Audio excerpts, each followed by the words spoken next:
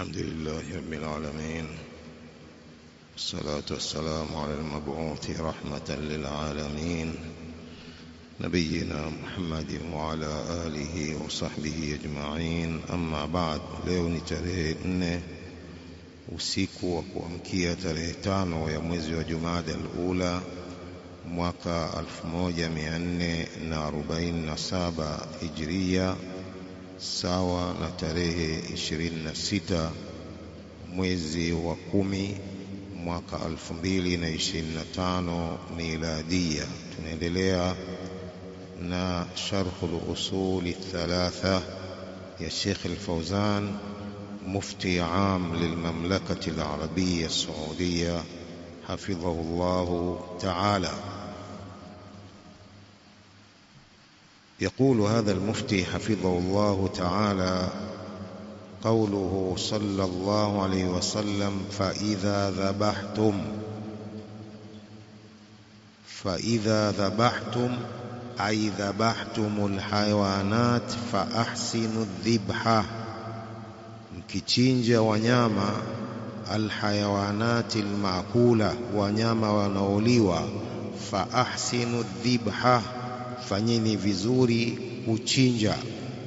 Waliyuhidda ahadukum shafratahu, na anoe mmoja wenu kisu chake kabla ya kuanza kuchinja. Waliyuhidda ahadukum shafratahu, na anoe mmoja wenu kisu chake kabla ya kuchinja. Waliyurih dhabihatahu, na ampumzishe yule mchinja wake, kile kichinjwa akipumzishe, asikishike na kuzikifunga. Idhan fatuhassinu hatta lilbahaim, ufanye ihsan mpaka kwa wanyama. Waqad ghafara Allahu lilbaghi min bani lilbaghi وقد غفر الله للبغي من بني إسرائيل بسبب أنها سقت كلبا رأته يلهث من العطش. الله سبحانه وتعالى alimsamehe baghi, mwanamke mzinifu katika Bani Israil, kwa sababu alimpa maji jibwa. Ra'atuhu yalhathu, jibwa hilo waliliona likitoa ulimi minal atash, kwa sababu ya kiu. Fasaqatuhu, huyu mwanamke baghi akampa maji jibwa huyo. Fashakara Allahu laha faghafara Allahu laha dhanbaha, Allah subhanahu wa ta'ala akamshukuru mwanamke huyu na kumsamehe madhambi yake hayo ya zina, kwa sababu ya kumpa maji jibwa huyo lililokuwa likitoa ulimi kwa sababu ya kiu. Qala wa huwa dhanbun adhimun, na hiyo aliyokuwa nayo ni dhambi kubwa. Wa huwa albigha'u ay zina, dhambi ya uzinifu. Lakini faghafara Allahu laha bisababi dhalik, Allah akamsamehe mwanamke huyo mzinifu kwa sababu hiyo ya kumpa maji jibwa huyo aliyekuwa na kiu. Liannaha ahsanat ila hadha albahim alatshan, kwa sababu alimfanyia wema mnyama huyu aliye na kiu, jibwa. Fakaifa bighairi alkalbi, vipi kwa asiyekuwa jibwa? Idha ahsanta ila jai'in min almuslimin, ukimfanyia wema, ukimfanyia ihsan mwenye njaa katika Waislamu, au hata min bani adam, au mwenye njaa katika wanadamu, walau kana kafira, japokuwa ni kafiri, ukampa chakula kafiri, ni ihsan na unapata thawabu.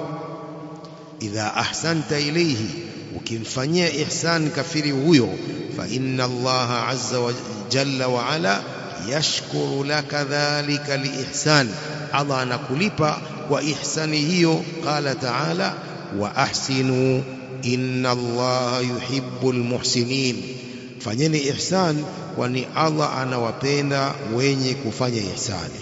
Kwa ihsani ni kwa Waislamu, ihsani ni kwa makafiri, ihsani ni kwa wanyama, na kinyume chake. Huu ndio Uislamu unaohimiza jambo hilo la ihsan. ihsani kwa Waislamu, ihsani kwa wasiokuwa Waislamu, mpaka kwa wanyama. Tumesoma hadithi ya Mtume sallam, dakhalat imra'atun nara fi hirratin habasatha, mwanamke ameingia motoni kwa sababu ya paka alimfunga. La hiya at'amatha wala hiya tarakatha taakulu min hashashi al-ardh, hajampa chakula paka huyo wala hakumwachia mwenyewe akatafuta chakula chake akala mwenyewe. Paka alimfungia mpaka akafariki paka yule. Mwanamke huyo atakwenda kuingia motoni kwa sababu ya kumdhalilisha na kumkwaza na kumuua mpaka huyo. Kwa hiyo ihsani ni mpaka kwa wanyama. Huu ndio Uislamu, mpaka kwa wanyama. Jibwa ambaye ni najisi, mwanamke huyu mzinifu alimpa maji jibwa huyo, Allah subhanahu wa ta'ala akamsamehe dhambi yake hiyo kubwa ya uzinifu kwa sababu ya kumpa maji jibwa ambaye alikuwa na kiu. Wa ahsinu inna Allaha yuhibbul muhsinin. النوع الثالث, sampuli ya tatu, wa huwa itqanul amal. Tumeelezea huko nyuma wiki iliyopita sampuli mbili za ihsan, sampuli mbili za ihsan. Tuko katika daraja martaba ya tatu katika martaba ya dini, al-ihsan. Martaba ya kwanza tumesoma al-islam, martaba ya pili al-iman, martaba ya tatu al-ihsan. Tuko katika ihsan.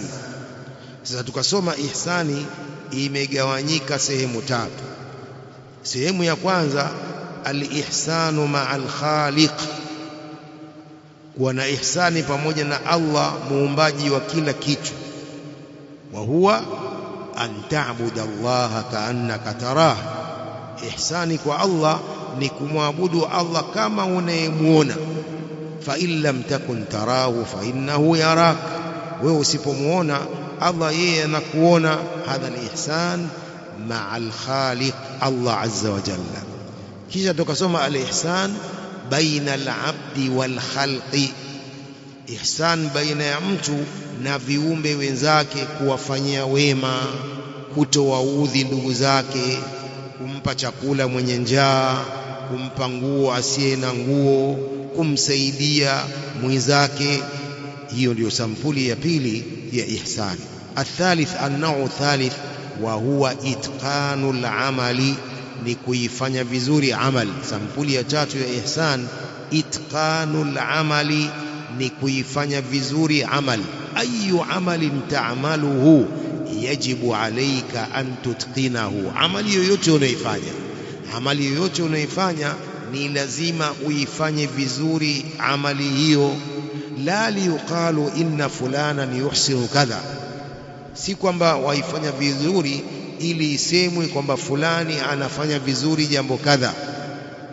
Waqad jaa fi alhadith, inna Allaha yuhibbu idha amila ahadukum amalan an yutqinahu. Mtume anasema Allah anapenda akifanya mmoja wenu amali yoyote aifanye vizuri amali yake.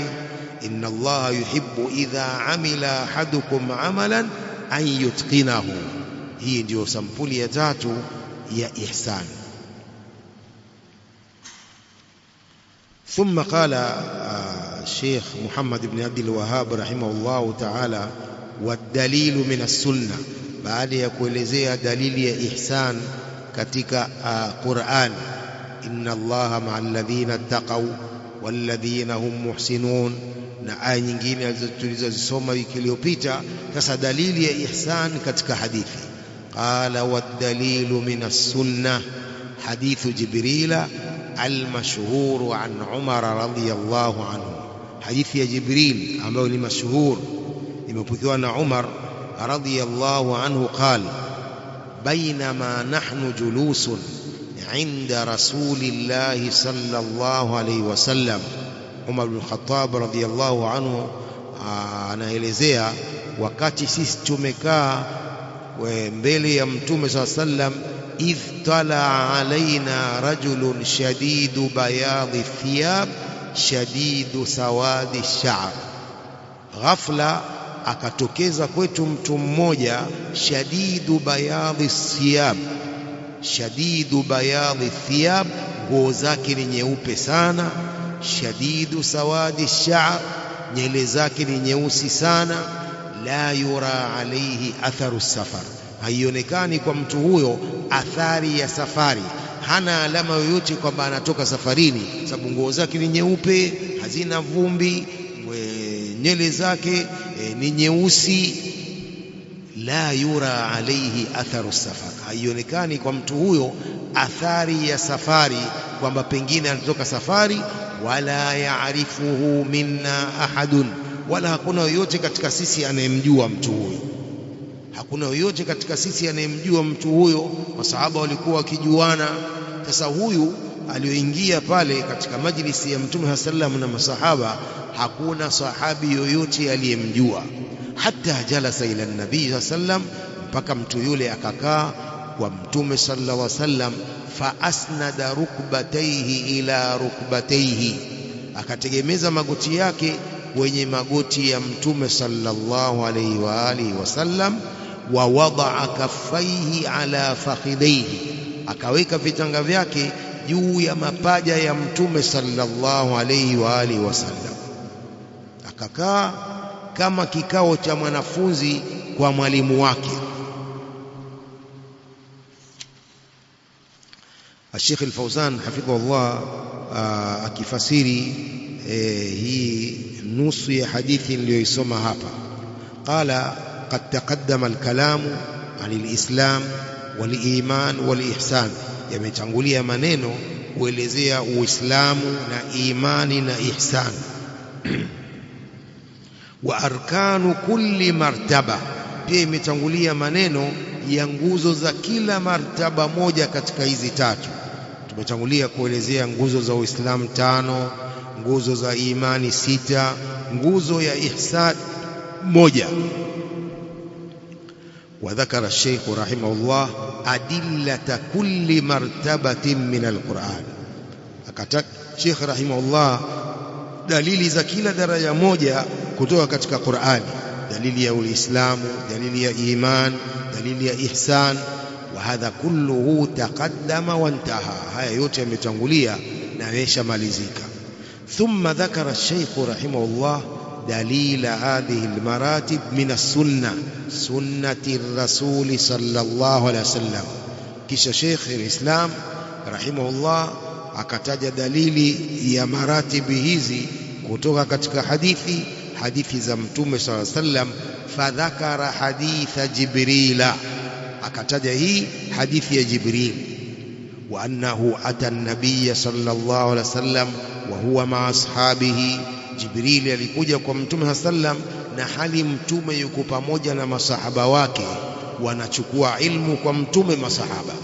Atahum fi surati rajul, huyu Jibril aliwajia Mtume na masahaba wake kwa sura ya mtu.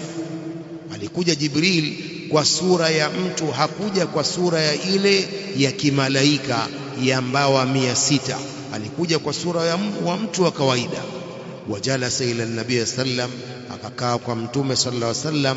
Wasaalahu anil islam wal iman wal ihsan, Jibrili akamuulizia Mtume kuhusu Uislamu, akamuulizia kuhusu iman, na pia akamuuliza kuhusu ihsan. Thumma saalahu anis saa, kisha akamuulizia qiyama. Wasaalahu an amaratiha, akamuulizia alama za qiyama. Hadha ma yusamma bihadithi Jibrila au hadithi Umar. Hii ndio inaitwa hadithi ya Jibril au inaitwa hadithi ya Umar. Wa huwa hadithun warada min iddati turuqin an jama'atin min as-sahaba. Hadithi hii imekuja kwa njia nyingi kutokana na kundi la masahaba. Fahuwa hadithun sahihun, hadithi hii ni sahihi, iko katika sahihi Muslim, ni hadithi sahihi. وذكر الشيخ رحمه الله رواية عمر بن الخطاب في هذا الحديث مع اختلاف في ألفاظ الحديث في طرق أخرى ولكن المعنى واحد. akataja Sheikh rahimahullah riwaya hii ya Umar bin al-Khattab wa hadithi hii pamoja na tofauti ya matamshi ya hadithi fi turuqin ukhra, kwa njia nyingi, lakini maana ni moja. Ina tofauti ya alfadh, lakini maana ya hadithi hii ni moja. Qala, akasema Umar radhiyallahu anhu, bainama nahnu julusun inda an-nabiy sallallahu alayhi wasallam, wakati sisi tumekaa kwa mtume sallallahu alayhi wasallam. Qala Sheikh al-Fawzan hafidhahullah, kana min aadatihim radhiyallahu anhum annahum yajtami'una inda an-nabiy sallallahu alayhi wasallam fi al-masjid.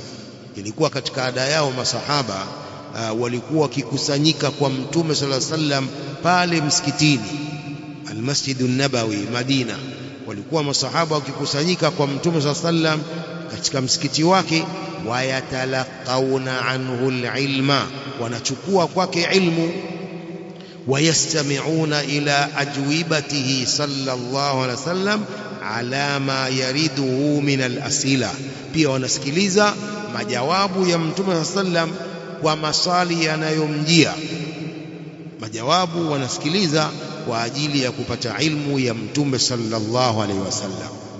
Fabainama hum kadhalika ala adatihim, wakati wao masahaba wako katika hali hiyo ya kupokea ilmu kwa mtume sallallahu alayhi wasallam kama kawaida yao, idh dakhala alayhim rajulun min albab, ghafla akaingia mtu mmoja mlangoni. Rajulun shadidu bayadhi thiyab, mtu ambaye nguo zake ni nyeupe sana.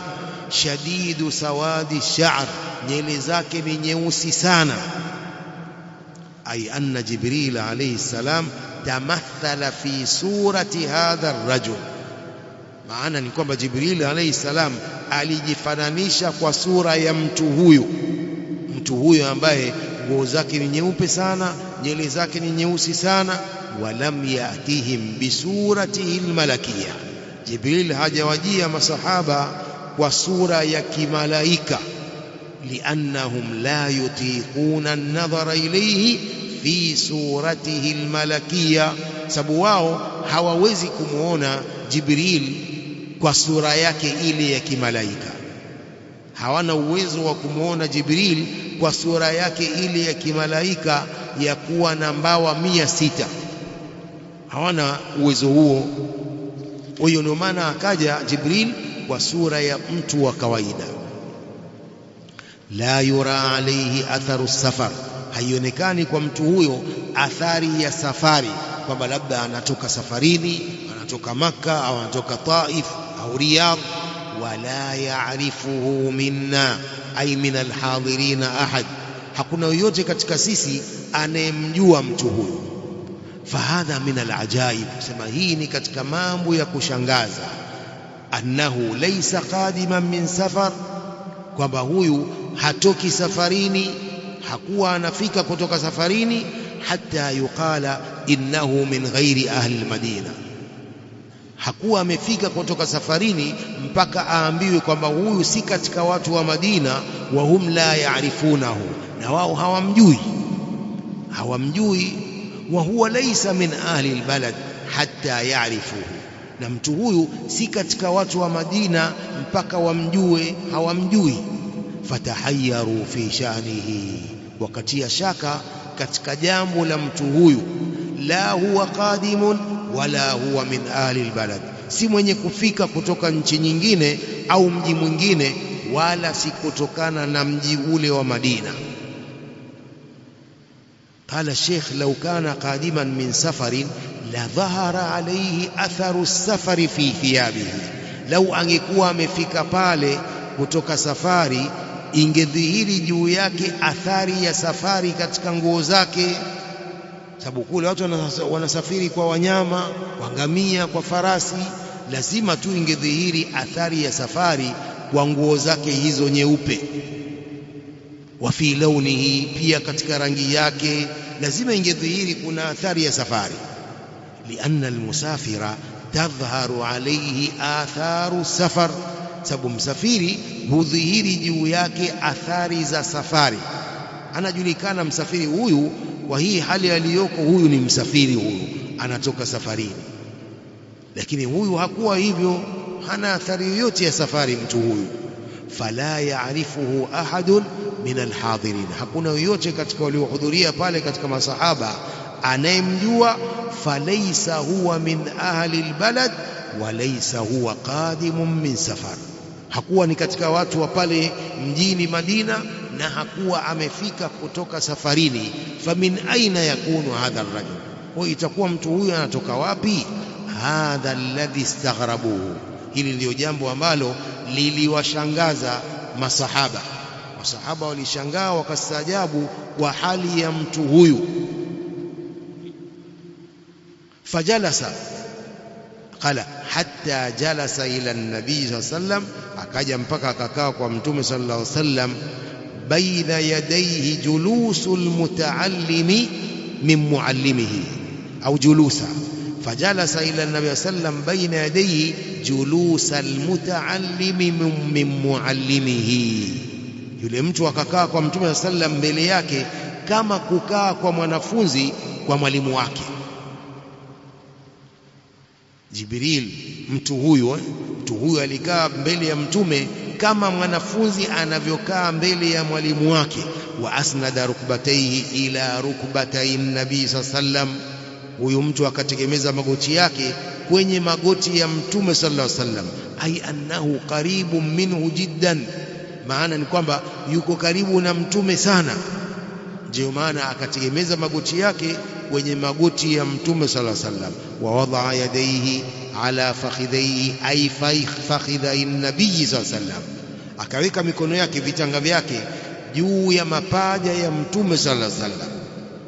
Kisha akaanza kumwambia ya Muhammad, waqala ya Muhammad akhbirni anil islam, e Muhammad nielezee kuhusu Uislamu. Faqala ya Muhammad, khatabahu bismihi, alimwambia akamuita kwa jina lake moja kwa moja, ya Muhammad.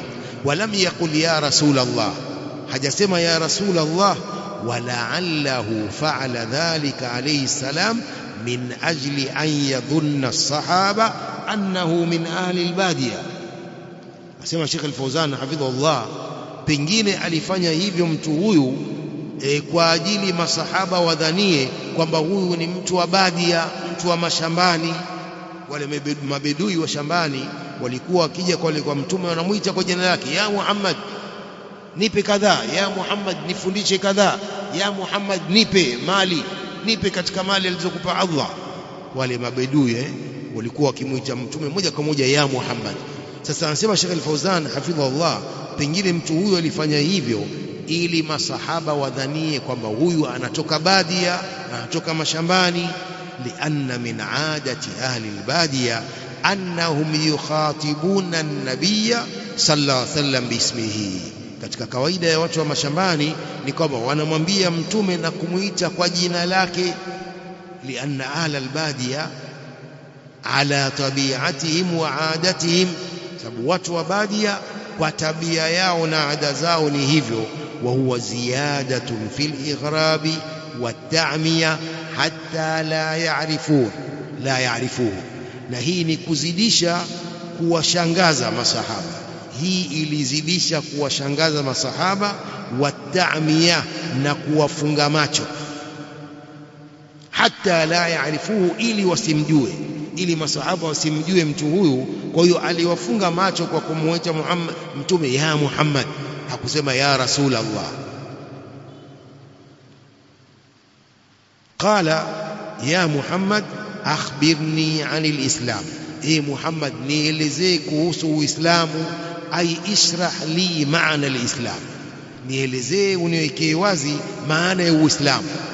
Qala, mtume akajibu, an tashhada an la ilaha illa Allah wa anna Muhammadan Rasulullah sallallahu alaihi wasallam. Uislamu ni kukiri kuwa hapana mola mwenye kuabudiwa kwa haki isipokuwa Allah, na kukiri kuwa Muhammad ni mtume wa Allah. Wa tuqima as-salah, na kusimamisha sala. Wa tu'ti zaka, na kutoa zaka. Wa tasuma Ramadhan, na kufunga mwezi wa Ramadhan. Wa tahujja al-baita in istata'ta ilayhi sabila, na kusudia al-Kaaba kwa ibada ukiweza njia ya kwenda huko. Faqala, yule mtu akasema sadaqta, umesema kweli. Asema Umar radhiyallahu anhu, faajibna lahu yasaluhu wa yusaddiquhu, tukamshangaa tena huyu mtu anamuuliza mtume halafu anamsadikisha na kumwambia sadaqta. Ina maana kwamba anajua majawabu, ndio maana akamwambia sadaqta. Wakashangaa tena masahaba, anamuuliza wa yusaddiquhu, na anamsadikisha kwamba umesema kweli. يقول الشيخ الفوزان حفظه الله قال الإسلام، متى يكجب الإسلام أن تشهد أن لا إله إلا الله وأن محمد رسول الله. nguzo ya kwanza ya Uislamu, nguzo ya kwanza ya Uislamu ni kukiri kwamba hapana mola mwenye kuabudiwa kwa haki isipokuwa Allah, na kukiri kuwa Muhammad ni mtume wa Allah. Wa tuqima as-salah, nguzo ya pili, na kusimamisha sala. Watutia zaka, nguzo ya tatu, na kutoa zaka. Watasuma Ramadhan, nguzo ya nne hiyo, na kufunga Ramadhan. Nguzo ya tano, watahujja albaita in istata'ta ilayhi sabila, na kusudia Alkaaba kwa ibada ukiweza njia ya kwenda huko. Ibada ya haji ni kwa mwenye uwezo, ibada ya haji ni kwa mwenye uwezo. Idhan dhakara lahu an-nabiy sallallahu alayhi wasallam arkana al-islam allati la budda minha, Mtume sallam akamtajia mtu huyu nguzo za Uislamu ambazo hakuna budi nazo. Yani lazima mtu atekeleze nguzo hizi, azijue na kuzitekeleza akiwa na uwezo, na nguzo ya haji pia itekeleze. Ni nguzo ambazo hakuna budi nazo. Wallati, na nguzo ambazo in tahaqqaqat wa wujidat tahaqqaqa al-islam. Hizi ni nguzo ambazo zikithibitika na zikipatikana, tahaqqaqa al-islam, Uislamu ndio umethibitika. Wama zada alaiha min al-umuri al-ukhra fahiya mukammilat, yaliyozidi zaidi ya nguzo hizi tano katika mambo mengine ni vikamilisho vya Uislamu. Haina maana kwamba Uislamu ni nguzo tano peke yake, la, Uislamu ni mambo mengi sana, lakini hizi ni nguzo. Uislamu unasimama kwa nguzo hizi, na kuna mambo mengi ya Uislamu vikamilishi vya Uislamu. Hizi ni nguzo, hakuna budi kuzijua na kuzitekeleza zote Muislamu akiwa na uwezo pamoja na haji.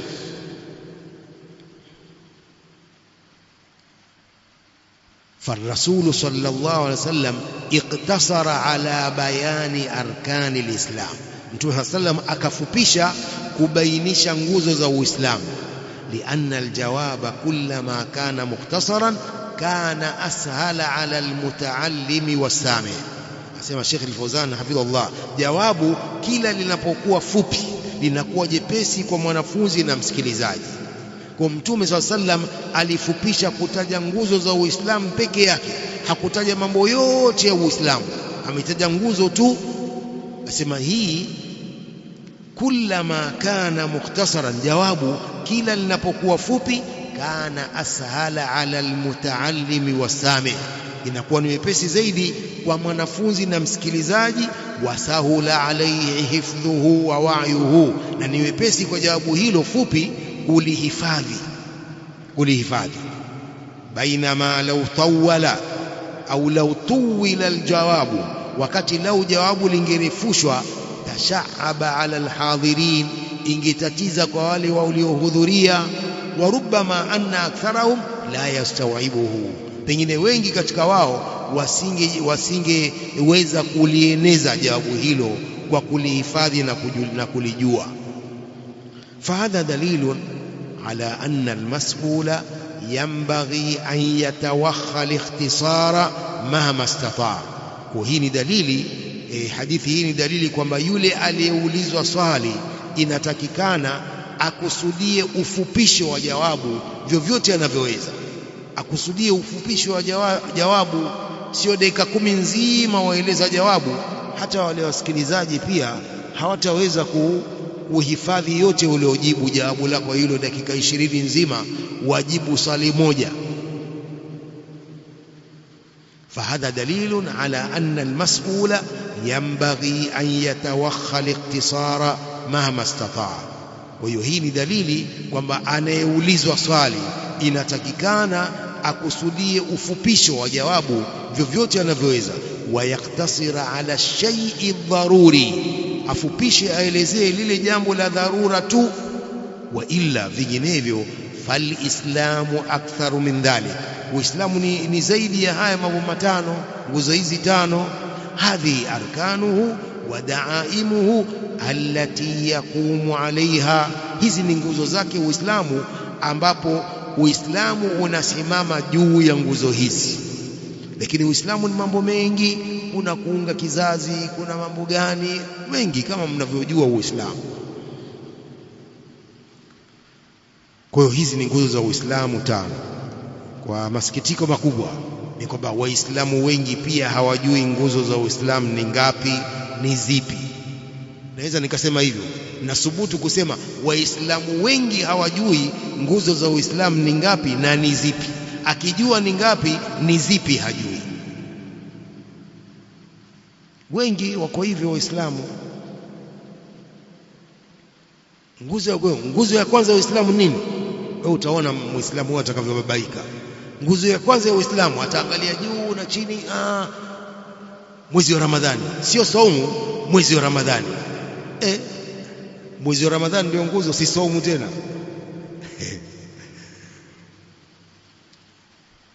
Kwa hiyo haya ni masikitiko, nasema hivyo kwa kusikitika, kusikitikia baadhi ya Waislamu hao wasio na haja kujua Uislamu wao. Sio ni Waislamu wa vipi hao ambao hawana haja kujua Uislamu wao, wasali tu, lakini kujua Uislamu wao ni vipi hawana haja hilo.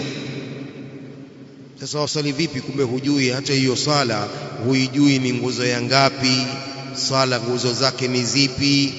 Haya, hiyo sala unayoisali kuna wajibat, kuna arkan, kuna wajibat, kuna sunan, hazijui mtu. Masikitiko. Qala sadaqta, huyu mtu akasema sadaqta, umesema kweli jawabu hilo. Hadhihi ajibatun thania, asema huu ni mshangao mwingine wa pili. Qala fa akhbirni anil iman, akamuuliza tena Mtume sallam, nieleze kuhusu iman.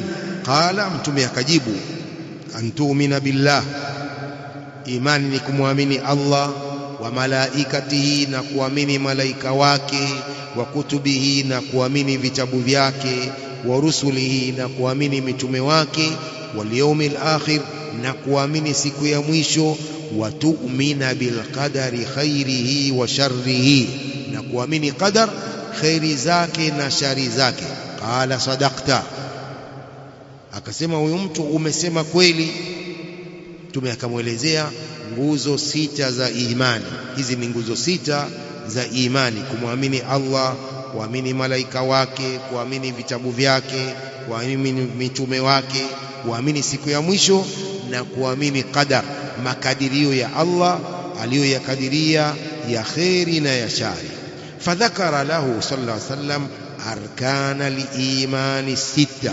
Mtume sallallahu alaihi wasallam akamtajia mtu huyu nguzo za imani sita, baada ma dhakara lahu arkana alislam, baada ya kumtajia nguzo za Uislamu tano, kisha akamtajia nguzo za imani sita. Jawabu lake la pili. Qala, akauliza tena huyu mtu, akhbirni anil ihsan, nielezee ihsan. Kabla hivi Sheikh Al-Fawzan hafidhahullah anaendelea na kusema, wal islamu wal imanu idha dhukira jamia fal islamu maanahu al a'malu adh-dhahira wal imanu huwa al a'malu al batina a'malu al qulub. Al islam wal iman, matamshi haya mawili, idha dhukira jami'an, yakitajwa kwa pamoja. والإسلام والإيمان إذا ذكر جميعا. الإسلام والإيمان matamshi haya mawili yakitajwa kwa pamoja katika ibara moja au katika aya moja au hadithi moja, falislamu maanahu al-a'malu adh-dhahira, itakuwa Uislamu maana yake ni amali hizi za dhahir, sala, sadaqa, siyam, zaka. Amali za dhahir ndio al-Islam.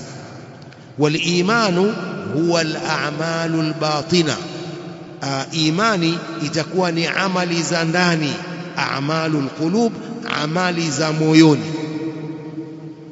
Imani ni amali za moyoni, hii kumwamini Allah, kuamini malaika wake, kuamini vitabu vyake, kuamini siku ya mwisho, kuamini, hii amali za moyoni. Wama yaqumu bihi, na ambayo yanasimama katika imani hiyo, min at-tasdiqi wal ilmi, kusaddiq na kujua. Hii ni ikiwa yametajwa pamoja matamshi haya katika aya moja au hadithi moja au ibara moja. Tumeelewa? Mwanielewa sio? Al-Islamu wal-imanu idha dhukira jami'an, al-Islam na iman yakitajwa kwa pamoja katika aya moja au katika hadithi moja au katika ibara moja, yakitajwa kwa pamoja, fal-Islamu maanahu al-a'malu adh-dhahira wal-imanu huwa al-a'malu al-batina a'malu al-qulub.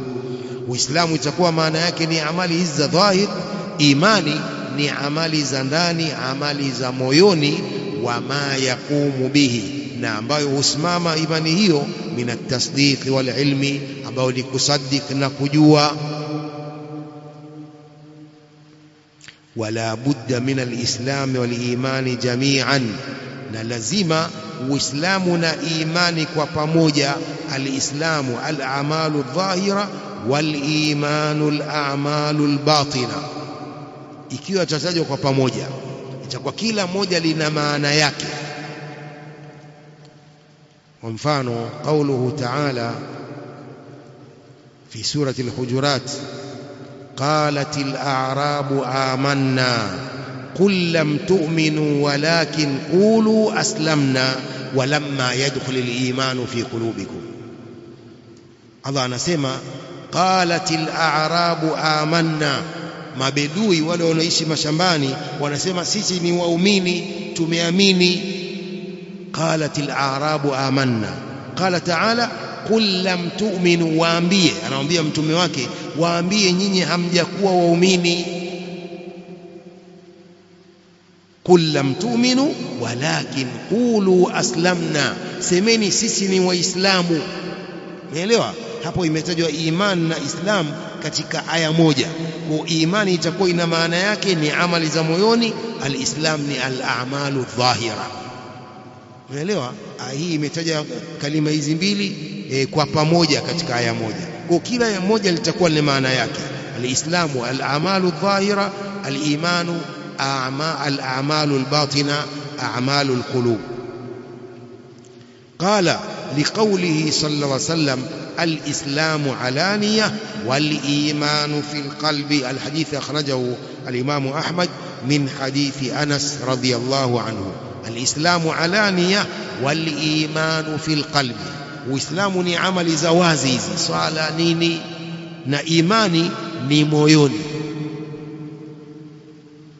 Sasa unaona hadithi hii imetaja al-Islam wal-iman, hadithi moja, kwa kila moja lina maana yake.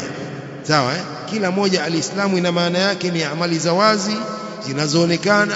Al-imanu fil qalbi, imani ni moyoni. Thumma qala Sheikh hafidhahullah, fa in dhukira jami'an sara likulli wahidin ma'nan khasun bihi. Yakitajwa pamoja matamshi haya, kila moja linakuwa lina maana yake maalumu. Fa in dhukira jami'an, yakitajwa kwa pamoja al-Islam wal-iman, sara likulli wahidin ma'nan khasun bihi, kila moja litakuwa na maana yake maalum. Wa idha dhukira wahidun minhuma dakhala fihi al-akharu, lakini likitajwa moja katika aya mawili, likitajwa moja katika aya mawili katika aya moja au hadithi moja, ikataja al-Islam au ikataja al-iman, dakhala fihi al-akhar, lile jingine huingia ndani yake. Inapotajwa al-Islam huingia imani, inapotajwa al-iman huingia al-Islam. Hii ni ikiwa kila moja limetajwa peke yake. Ndio maana aliposema wa idha dhukira wahidun minhuma dakhala fihi al-akhar, likitajwa moja katika hayo mawili lile jingine huingia ndani yake. Qal idha dhukira al-iman wahdahu dakhala fihi al-islam, ikitajwa imani peke yake uislamu pia unaingia katika imani. Wa idha dhukira al-islam wahdahu dakhala fihi al-iman, inapotajwa uislamu peke yake imani pia inaingia katika al-islam. Tumefahamu? Liannahu la yasihhu islamun biduni iman wala yasihhu imanun biduni islamin la budda min al-ithnain, kwa sababu hausihi uislamu bila iman na haisihi imani bila uislamu. Lazima mambo hayo yote mawili, fahuma mutalazimani, hayo mawili yanalazimiana. Tumeelewa?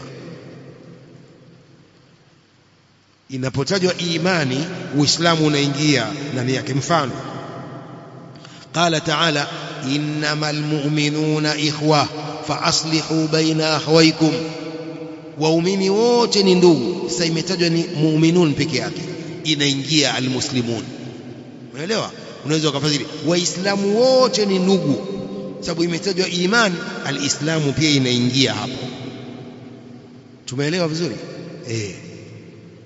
Fahuma mutalazimani, وها mawili yanalazimiana. ولهذا يقولون إن الإسلام والإيمان من الأسماء التي إذا اجتمعت افترقت وإذا انفردت اجتمعت. wanasema maulama. Kwa hiyo wanasema maulama al-Islam wal-Iman ni katika majina ambayo yakikusanyika iftarakat, hufarikiana. Nini maana yake? Yakikusanyika hufarikiana, yani maana yake nini? Umefahamu? Hujafahamu? Yakikusanyika hufarikiana. Daktari, umefahamu hapo? Yakikusanyika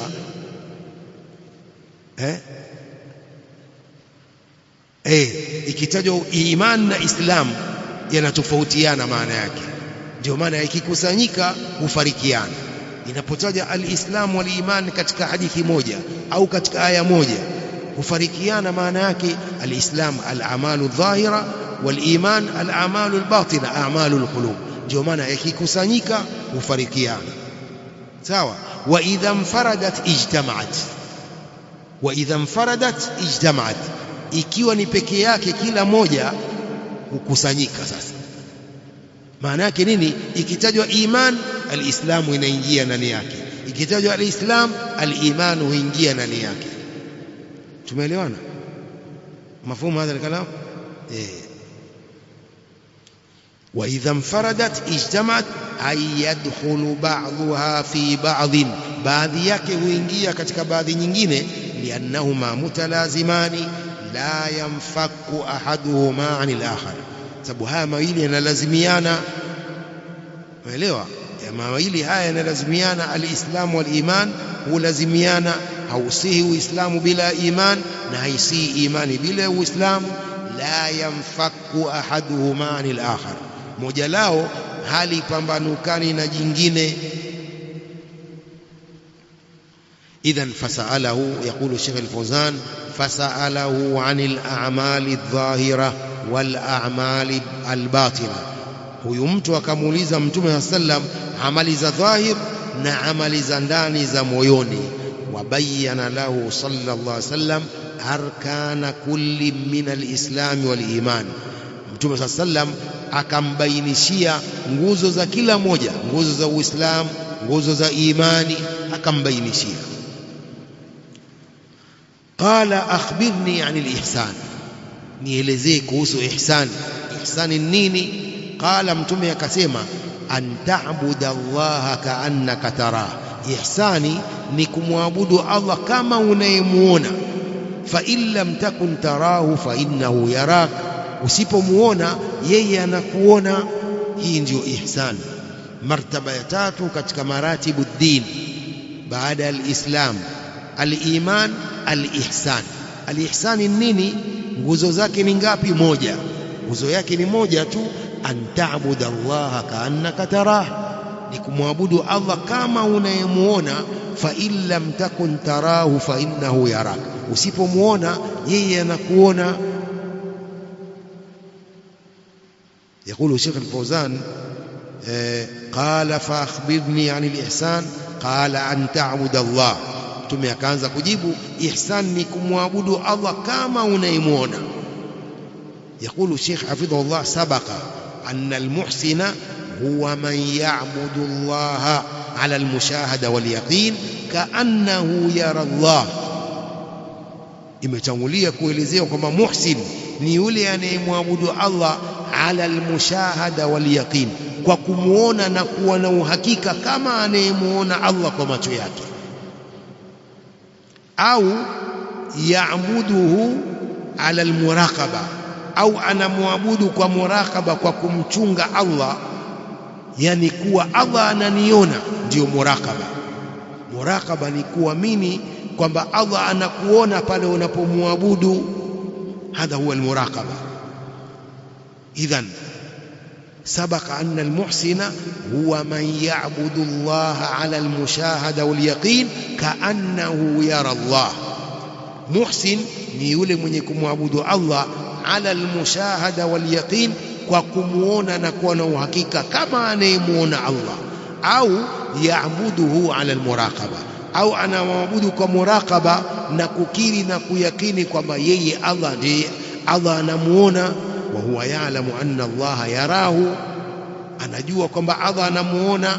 Fayuhsinu al-amala, ukijua hivyo unaifanya vizuri ile amali yako, ibada yako unaifanya vizuri sana, ukijua na kuona kwamba Allah anakuona katika ibada unayoifanya.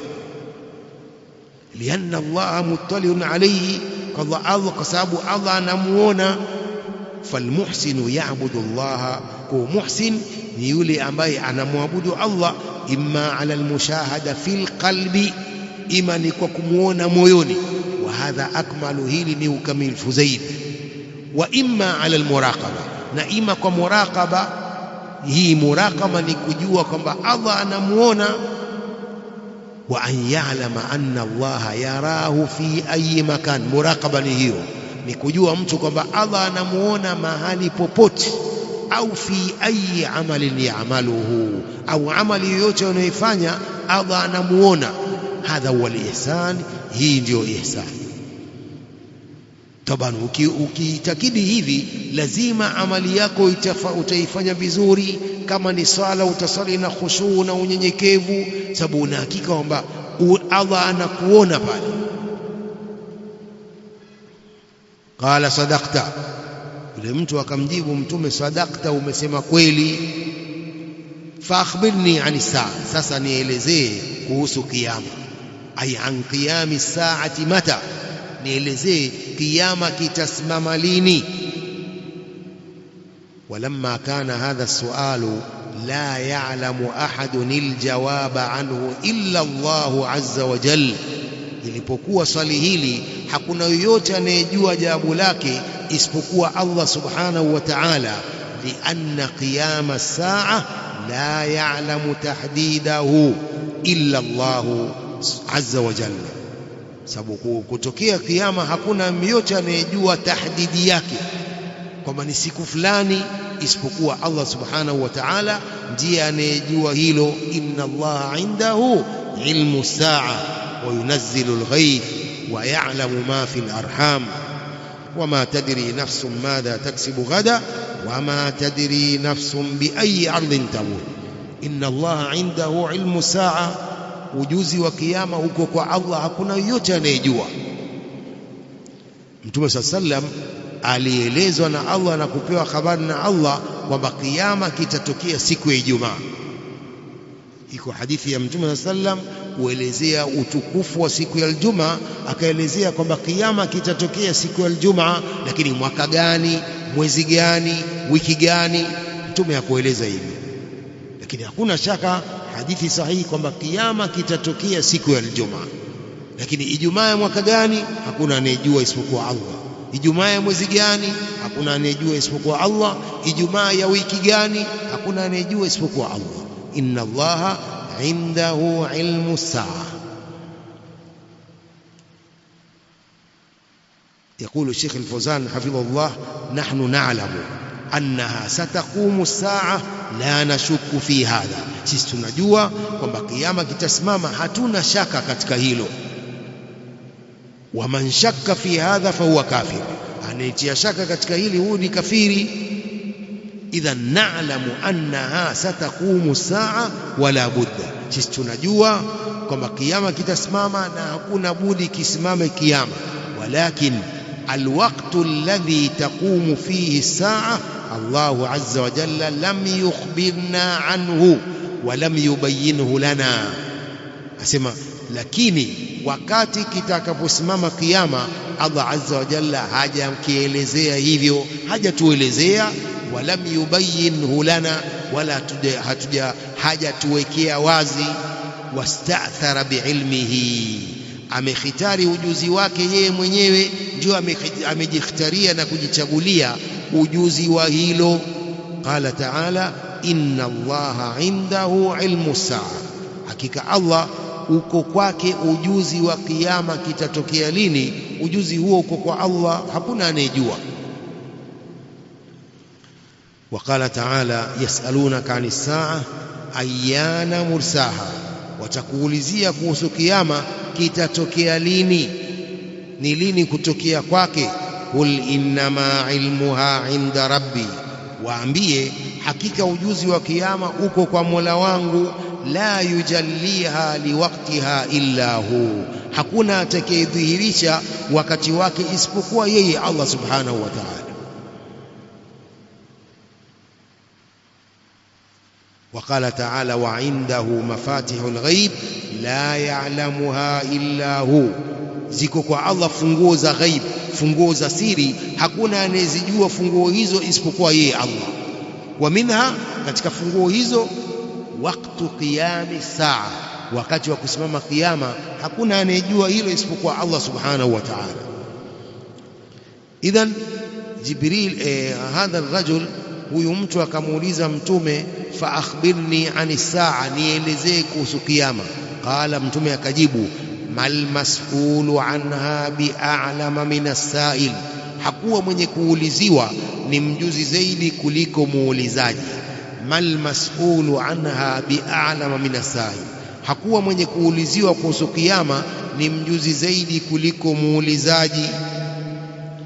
Qala sallallahu alayhi wasallam li Jibrila, mal mas'ulu anha bi'alama min as-sa'il, ai maana yake ana wa anta sawa la na'lamu mata taqumu as-sa'a, mimi na wewe ni sawa, hatujui lini kitasimama kiyama. Allahu jalla wa ala lam yutli ala hadha la al-malaika wala ar-rusul wala ahada. Allah subhanahu wa ta'ala hakumwelezea yoyote, si malaika, si mitume, si yoyote, bali ista'thara biilmiha subhanahu wa ta'ala, bali yeye Allah amekhitari kwa kujua kwa kiyama yeye mwenyewe, ndiye anejua, hakumwelezea yoyote.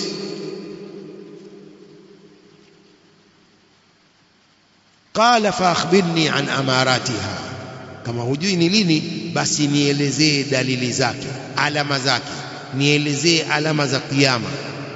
Fa akhbirni an amaratiha, nielezee alama za kiyama. Qala, Mtume akajibu, an talida al-amatu rabbataha, ni kijakazi kuzaa bwana wake, mmiliki wake.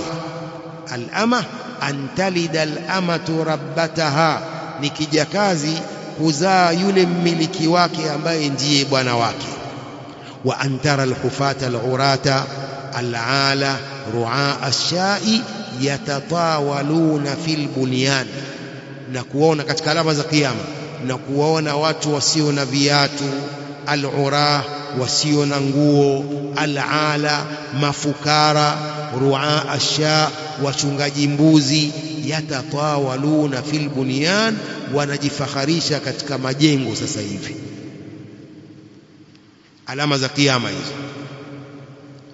Qala akhbirni an amaratiha, Yule mtu akasema nielezee alama zake. Al-amarat jamu amara wa hiya al-alama, alama za kiyama. Amma al-imara bil kasri fahiya al-wilaya. Al-imara bi kasri al-hamza, hii maana yake ni imara, wilaya, utawala.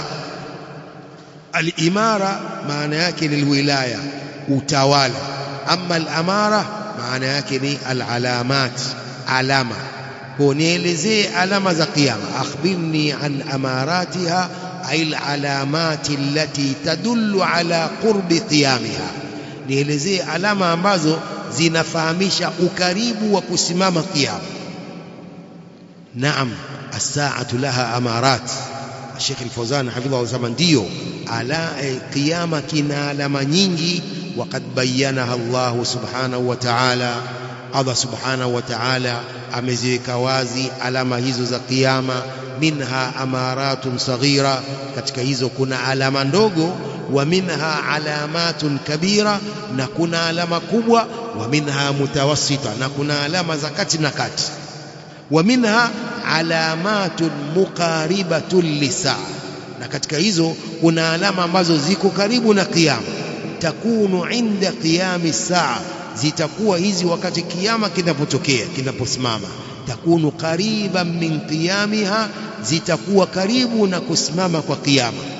Amma al-alamatu al-ukhra fa innaha mutaqaddima, ama alama nyingine hizi zinatangulia kuliko kiyama chenyewe.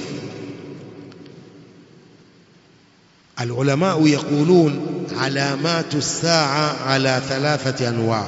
Maulama wanasema alama za kiyama ziko sampuli tatu. Hiya alamatun saghira wa mutaqaddima, kuna alama ambazo ni ndogo na zimeshatangulia. Wa alamatun mutawassita, na kuna alama za kati na kati. Wa alamatun kabira, na kuna alama kubwa. Al-alamatu as-saghira wal alamatu al-mutawassita kulluha hasalat au hasala mu'dhamuha. Asema Sheikh Al-Fawzan hafidhahullah, alama hizo ndogo na alama za kati na kati zote zimeshapatikana au nyingi zimeshapatikana. Nyingi zimeshapatikana alama za kiyama ndogo na hizo za kati na kati. Amma al-alamatu al-kibaru, ama alama kubwa hizi bado. Dhuhuru ad-dajjal, kudhihiri masihi ad-dajjal, bado ni katika alama kubwa za kiyama. Wa nuzulu Isa alayhi salam, kushuka kwa Nabii Isa alayhi salam, hii ni katika alama kubwa hizi bado. Wa khuruju dabba, na kutoka mnyama, hii pia ni katika alama kubwa. Wa khuruju Yaajuj wa Maajuj, ya kutokeza kahawa Yaajuj na Maajuj.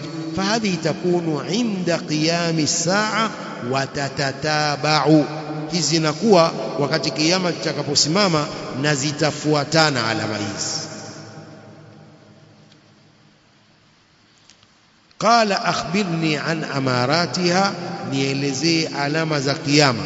Qala walamma kanat amaratuha ma'luma ajabahu ar-rasul sallallahu alaihi wasallam, zilipokuwa alama za kiyama zinajulikana, Mtume sallallahu alaihi wasallam akajibu, qala antalida al-amatu rabbataha, ni kijakazi kuzaa yule bwana wake aliyemmiliki. Hadha min alamati saa, hii ni katika alama za kiyama.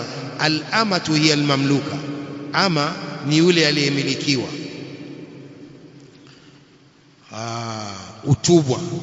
Utumwa, jambo hili la utumwa katika Uislamu ni wakati wa jihadi. Waislamu wanapowashinda makafiri, wale waliotekwa, makafiri waliotekwa, wanaume wanakuwa ni watumwa, wanawake wao wanakuwa ni vijakazi. Unaelewa? Huu ndio utumwa katika Uislamu. Uislamu haukubali utumwa isipokuwa katika jihadi. Makafiri wanapotekwa, waume wao wanakuwa ni watumwa, wanawake wao wanakuwa ni vijakazi. Huu ndio utumwa peke yake. Sio wewe mchukue mfanyikazi umweke nyumbani useme huu ni ama. La, Uislamu haukubali hivyo. Tumefahamu? Kwa hiyo katika alama za kiyama, antalida al-amatu rabbata, qala al-ama hiya al-mamluka, ama ni yule kijakazi aliyemilikiwa. Wa rabbatuha sayyidatuha, rabbatuha ni yule sayyiduha, bwana wake aliyemmiliki, mwanamke aliyemmiliki. Sayyida ni bwana, mwanamke. Nikisema bwana sina maana ni mwanamume, yule mmiliki ndio anaitwa sayyida. Sayyida ni mmiliki. Ikiwa ni mwanamke ni sayyida, mwanamume ni sayyid, amemmiliki kijakazi. Sasa huyu kijakazi akiingiliwa na yule sayyid mmiliki mwanamume, si inafaa, ni halali, si ndio? Katika ahadi hiyo Uislamu, mtu akimiliki kijakazi yafaa kumwingilia, kumjamii bila kumuoa, sababu amemmiliki. Sasa akimjamii, akizaa huyu kijakazi, akizaa msichana, huyu msichana anakuwa huyu ni rabbataha, ni mmiliki wake, sababu huyu msichana aliyezaliwa ni si mtumwa, ni muungwana huyu, sababu baba yake ni sayyid aliyemmiliki huyu kijakazi. Mwanielewa sio? Kwa hiyo huyu rabbataha ni binti ambaye amezaliwa na sayyid wa huyu kijakazi. Huyu sayyid huyu mmiliki, sasa huyu binti atammiliki huyu kijakazi ambaye ni mama yake aliyemzaa. Bado hamjafahamu? Kijakazi amemilikiwa na sayyid mwanamume, si ndio? Huyu mwanamume ni halali kumwingilia huyu kijakazi wake, si ndio? Sasa alimuingilia, akampa mimba, akazaa, alizaa msichana huyu, ama akazaa msichana huyu, bwana akafariki, huyu baba huyu msichana akafariki, anabaki nani? Huyu msichana. Huyu msichana sasa ni sayyida wa huyu kijakazi. Umeelewa? Ndio antalida al-amatu rabbataha. Hii ni katika alama za kiyama. Umeelewa vizuri? Asema Sheikh Al-Fawzan hafidhahullah, qala ash-shurrah ma'nahu wallahu a'lam annahu fi akhir az-zaman yakthuru at-tasarri, yani yakthuru watqu al-ima'i ay al-mamlukat fayalidna banatin takunu bintuha hurra wa takunu sayyidatan li ummiha wa malikatan laha. Sheikh Al-Fawzan anabainisha zaidi. Wenye kusherehesha hadithi hii wanasema maana yake wallahu alam ni kwamba akhiri zamani itakithiri hii tasarri. Tasarri ni nini? Kukithiri kuwawatii hawa imaa vijakazi. Itakithiri wale waliowamiliki kuwajamii hawa imaa ailmamlukati waliomilikiwa. Fayalidna banat, hawa vijakazi hawa watazaa wasichana. Takunu bintuha hurra, akizaa msichana huyu binti anakuwa ni hurra, muungwana, si ndio? Baba yake ni muungwana, huyu binti aliyezaliwa atakuwa muungwana. Watakunu sayyidatan li ummiha, huyu binti atakuwa ni sayyida wa mama yake huyu kijakazi. Wa malikatan laha, atakuwa ni mwenye kummiliki huyu kijakazi. Sawa sawa? Hiyo ni kauli ya baadhi ya maulama. Waqila, pia imesemwa maana yake, maanahu annahu yakthuru al-uquq. Wasema maana yake pia antalida al-amatu rabbataha. Baadhi ya maulama wanasema maana yake ni kukithiri kuudhiwa wazazi. Watoto watakithiri kuwaudhi wazazi wao. Fatakunu al-bintu kaannaha sayyidatan li ummiha, binti atakuwa kama kwamba ni sayyida, amemmiliki mama yake. Binti itakithiri banati kuwaudhi wazazi wao, mpaka atakuwa msichana ni kama sayyida li ummiha, anamwamrisha mama yake, nenda kanunue sukari, mama nenda kanunue sukari. Mimi siendi, mimi nimechoka, natoka skuli nimechoka, nenda kanunue wewe sukari. Msichana huyo anamwamrisha mamake. Ni katika alama za kiyama. Itakithiri wazazi kuudhiwa na watoto wao. Fatakunu albintu kaannaha sayyidatan li ummiha, binti atakuwa ni kama aliyemmiliki mama yake. Pia hii ni katika maana za antalida al-amatu rabbataha. Umenielewa?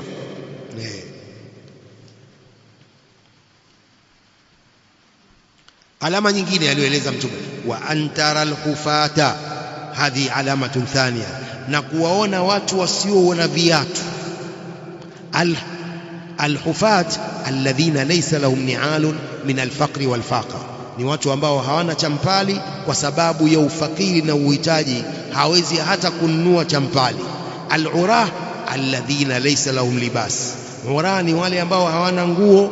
Al-ala al-fuqara, mafukara. Ru'a ash-sha, wachungaji mbuzi. Jam'u ra'in, ru'a ni jamii ya ra'. Alladhina yar'auna al-aghnam, wale wanaochunga mbuzi. Haulai kanu fil asli fil barari fi buyutin yantaqiluna min mahallin ila akhar, hawa walikuwa katika asli yao huko bara, katika nyumba ambazo wanagura kutoka mahali kwenda mahali pengine. Yani hawa walikuwa mafukara, hawa asli yao walikuwa mafukara. Wa fi akhiri zaman, mwisho wa dunia, yastawtinuna fil mudun, wataishi mijini. Wayabnuna alqusur, watajenga majumba makubwa. Walimarati shahiqa, imara kubwa. Lakini mwanzo walikuwa ni mafukara watu hao, hawana hata viatu na nguo. Halafu hatimaye wakawa ni matajiri, nao wanajenga majumba makubwa. Haya yapo, hayapo? Haya yapo, yashatokea. Unielewa? Yashatokea, ni katika alama za kiyama. Hadha min alamati saa, hii ni katika alama za kiyama. Idha tahawalat albadiyatu ila hadira, mashamba yakibadilika kuwa ni mjini. Wasaru yatatawaluna fil mabani, wakawa wanafakharishana katika majengo. Wayatabahauna biha, wanajifakharishana kwa mambo hayo ya kujenga. Wayunamikunaha, wanayapamba majina hayo. Wahum laysa min adatihim, na hiyo si katika ada zao.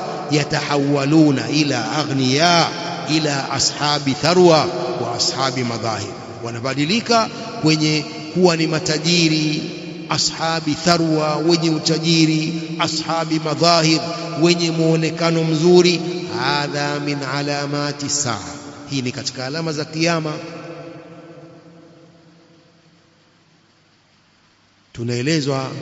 Tunaelezwa na wazee hapa hapa mjini, tunaelezwa kuna watu walikuwa ni wahudumu majumbani, ni wahudumu, wafanyikazi wa majumbani zamani. Hawa wafanyikazi wa majumbani wakawa ni matajiri. Sasa hivi wamejenga majumba marefu marefu hapa hapa mjini. Kwa hii ni katika alama za kiyama. Qala Sheikh Al-Fawzan, wa kama ta'lamun fa inna ar-rasul sallallahu alayhi wasallam la yantiqu 'anil hawa, kama mnavyojua kwamba Mtume sallam hatamki kwa hawa za nafsi. Ni wahi huu amepewa na Allah. Kama ta'lamuna al-an kaifa halu nnas, kama mnavyojua hivi sasa vipi hali za watu. Laqad taghayyarat al-ahwalu wa tahawwala al-fuqara'u ila aghniya ashabi tharawat, hali zimebadilika, wamebadilika mafakiri wakawa ni matajiri, watu wenye utajiri mkubwa. Watahadharatil badia, badia shamba sasa imekuwa ni mjini. Wabanau, wakajenga watu hao. Watatawalu fil bunyan, wakarefusha katika kujenga majumba. Wa hadha misdaqu ma qalahu Rasulullah sallallahu alaihi wasallam, hii ni kusadikisha aliyoyasema Mtume sallallahu alaihi wasallam. Wa antara alhufata alurata alala ru'a asha yatatawaluna fil bunyan, hii ni katika alama za kiyama. Qala famadha, akaondoka yule mtu. Qala famadha, Umar ibn Khattab anaelezea, famadha, akaondoka akenda zake yule mtu. Falabithna maliyan, tukakaa muda mchache. Faqala sallallahu alaihi wasallam, Mtume akasema, ya Umaru atadri mani sa'il, Umar, unamjua nani huyo aliyekuwa akiuliza? Qultu Allah wa rasuluhu a'lam, nikasema Allah na mtume wake ndio wanaojua, sisi hatumjui.